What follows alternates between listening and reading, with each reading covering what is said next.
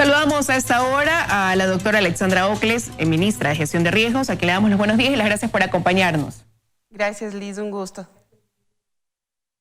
Doctora, hay un tema que preocupa y es porque en 2 semanas, para ser precisos, el 1 de julio vence este convenio que mantiene el ECU 911 con la Corporación Nacional de Telecomunicaciones y que da mantenimiento a la red nacional troncalizada. ¿Cuál es la situación actual de este problema, considerando, como le digo, que faltan apenas 2 semanas para que venza dicho convenio? Estimada Liz, este es un tema que hemos venido discutiendo a la interna del Comité Intersectorial del ECU, el cual presido por encargo del presidente de la República. En ese sentido, en las distintas reuniones hemos estado obviamente preocupados por esta situación, buscando algunas soluciones que tenían que ser tratadas por un lado con CNT, pero también obviamente con el Ministerio de Finanzas.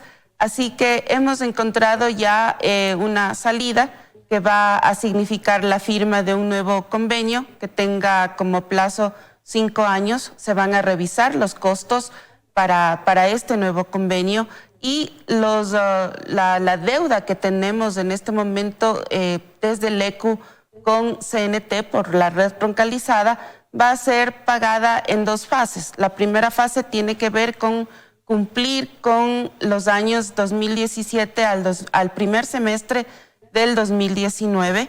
Esos costos seguramente van a ser pagados a través de bonos del Estado. Y la segunda parte tiene que ver con el segundo semestre del 2019, en donde se van a ir entregando los recursos paulatinamente. Para esto hay 2 ejercicios que son importantes. El uno es la revisión de los costos que tiene que hacer los CNT. En eso ya se está trabajando conjuntamente con el equipo técnico del sistema ECU 911 y en ese sentido entonces estaremos ya anunciando posteriormente cuáles serán los arreglos a los cuales lleguemos, pero por ningún motivo vamos a perder el servicio que brinda la red troncalizada cuando es una herramienta fundamental para el ejercicio de las distintas entidades que están articuladas a través del ECU 911 y en donde sin duda un gran porcentaje de ese servicio tiene que ver con seguridad ciudadana. Ahora, ¿pero de dónde provendrá ese financiamiento? Porque recuerdo que desde febrero de este año usted venía pidiendo recursos al ministro de Finanzas debido a que el rubro de mantenimiento fue quitado del presupuesto del 2019 y Finanzas pues no daba esta respuesta. Entonces, ¿de dónde saldrán los fondos ahora que usted habla de que sí se procederá a firmar un nuevo convenio por 5 años? Hemos hecho la discusión y la conversación con el propio ministro de Finanzas y hemos ido buscando recursos para poder solventar este tema. Como digo, este es un aspecto fundamental para el ciudadano, saberse protegido, y el sistema ECU 911 a través de la acción de las distintas entidades articuladas presta ese servicio. Por tanto, hemos estado en conversaciones para poder encontrar esos recursos. El ministro de Finanzas con su equipo técnico también nos ha manifestado que lo vamos a resolver de esa manera precisamente porque poco a poco se van a ir entregando los recursos para el segundo semestre del 2019. Así que contamos ya con esos recursos, se van a ir entregando y como digo, por ninguna situación la red troncalizada va a dejar de funcionar. Ahora, quizás para que las personas que nos ven lo entiendan mejor, ¿qué tan importante es la operación de las instituciones de seguridad vinculadas con esta red, especialmente de la policía? Bueno, no solo está la policía, están Fuerzas Armadas, está la propia Secretaría, el Servicio Nacional de Gestión de Riesgos, está la ANT, es decir, Ministerio de Salud, las distintas entidades que estamos articuladas alrededor del ECU.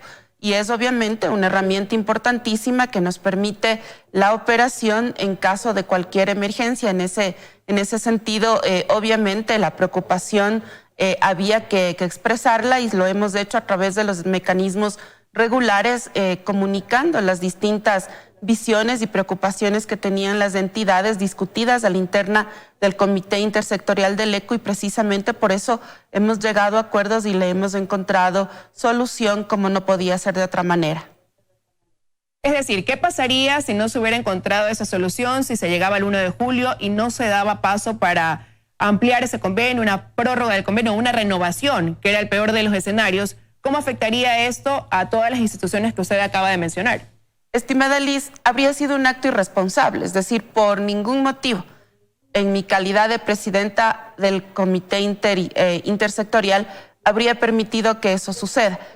Por eso precisamente hemos estado en las distintas conversaciones, porque como manifesté hace un momento, es una herramienta vital de las entidades que están articuladas a través del ECU 911, así que eso tenía que ser tratado y tenía que ser discutido, porque incluso estaba la ampliación de una cuarta fase. Esta cuarta fase va a arrancar a partir del 2020, precisamente por la necesidad de los recursos. En ese sentido, entonces, todos nosotros hemos estado trabajando en algunas alternativas para poder mirar cómo los recursos con los que hoy cuenta el Estado, con todo lo que hemos vivido desde la crisis económica, hemos encontrado ya una salida con el propio ministro Richard Martínez, y eso es importantísimo para cumplir con la labor del ECU 911 y las entidades articuladas.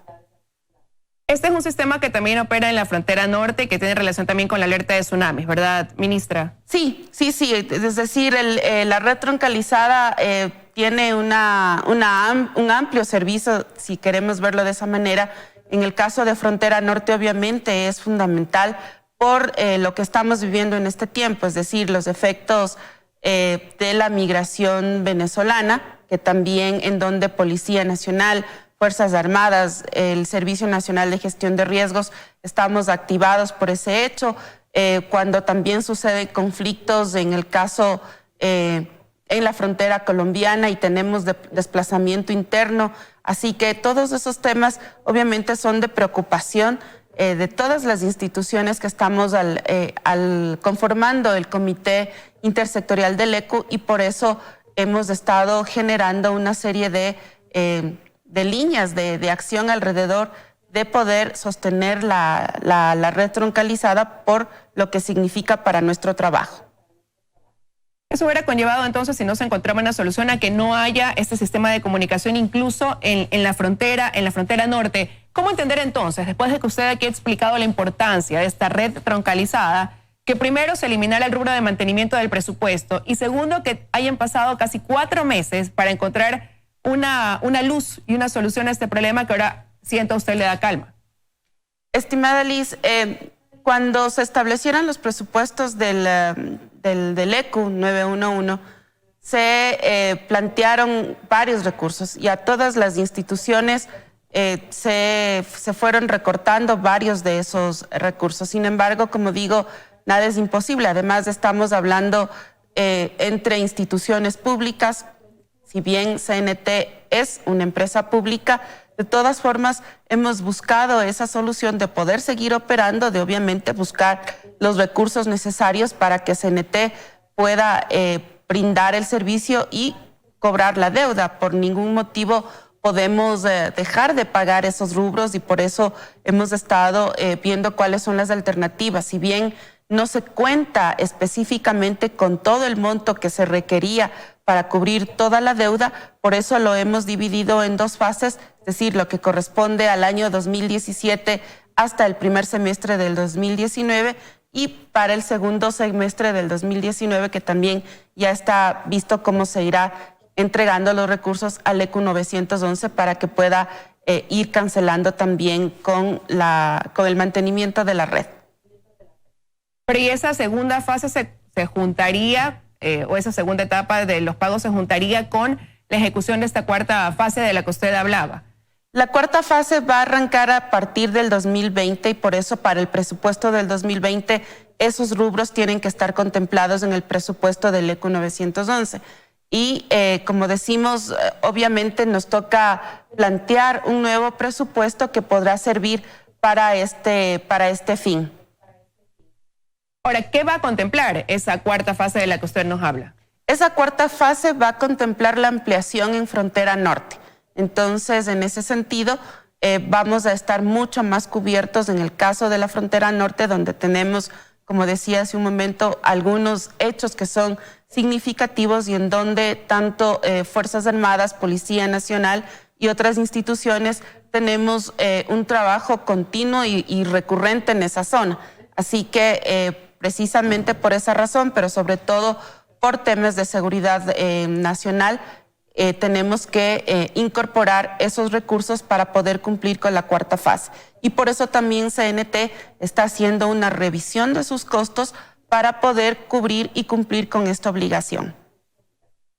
Y ya para ir un poco cerrando este tema, doctora, eso quiere decir que el 1 de julio, que ya vence este convenio entre el ECU 911 y la Corporación Nacional de Telecomunicaciones CNT, no habrá ningún desfase, sino que inmediatamente se procederá a la renovación de dicho contrato. No tenemos ningún desfase, estamos revisando los términos del nuevo convenio, así que en estos próximos días estaremos ya firmando sin duda este convenio y seguiremos operando normalmente. Ahora usted nos decía hace unos segundos explicándonos sobre la importancia de esta red troncalizada en la frontera norte y hacía alusión a que es sumamente importante por lo que está pasando incluso con esta situación migratoria que está viviendo el país de los hermanos venezolanos y que ustedes están activados como Secretaría Nacional de Gestión de Riesgos. Quizás podría contarnos cuál es la evaluación de lo que se vivió este fin de semana en torno a ese tema, doctora. Sin duda, este fin de semana fue ajetreado precisamente por la situación de la población venezolana que estaba interesada en llegar a la frontera peruana y poder ingresar al país. Eso hizo que tengamos un flujo bastante alto, aproximadamente, digamos, un promedio de 5.500 personas por día en esta última semana. Y a partir de eso, obviamente, en nuestro caso, nos activamos para poder brindar todo el apoyo contingente junto también con el Ministerio de Inclusión Económica y Social, junto con el Ministerio de Salud, la Cruz Roja y organismos internacionales que estuvieron actuando en estos días en la frontera norte y también en la frontera sur, como ACNUR, por ejemplo. En ese sentido, hemos estado coordinando las actividades a partir del plan de contingencia establecido por el Ministerio de Relaciones Exteriores, que declaró la emergencia el año anterior y que hemos venido manejando a partir de ese proceso acciones concretas en cada una de las fronteras.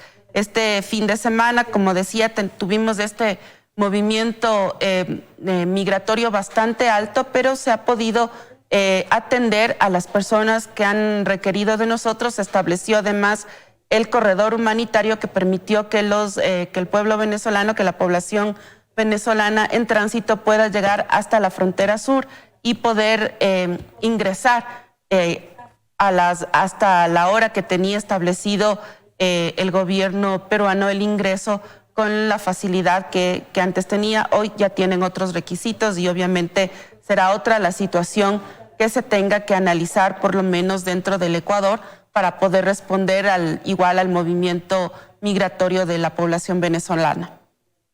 O sea, considerando que ese plazo impuesto por Perú pues ya se cumplió, ¿prevén ustedes entonces que a partir de esta semana disminuya ese flujo migratorio que hemos venido teniendo acá en el país y que se ha presenciado sobre todo en el puente de Runchaca? De hecho, ayer ya disminuyó, mi querida Liz. Vimos imágenes tanto de frontera norte como también en la frontera sur.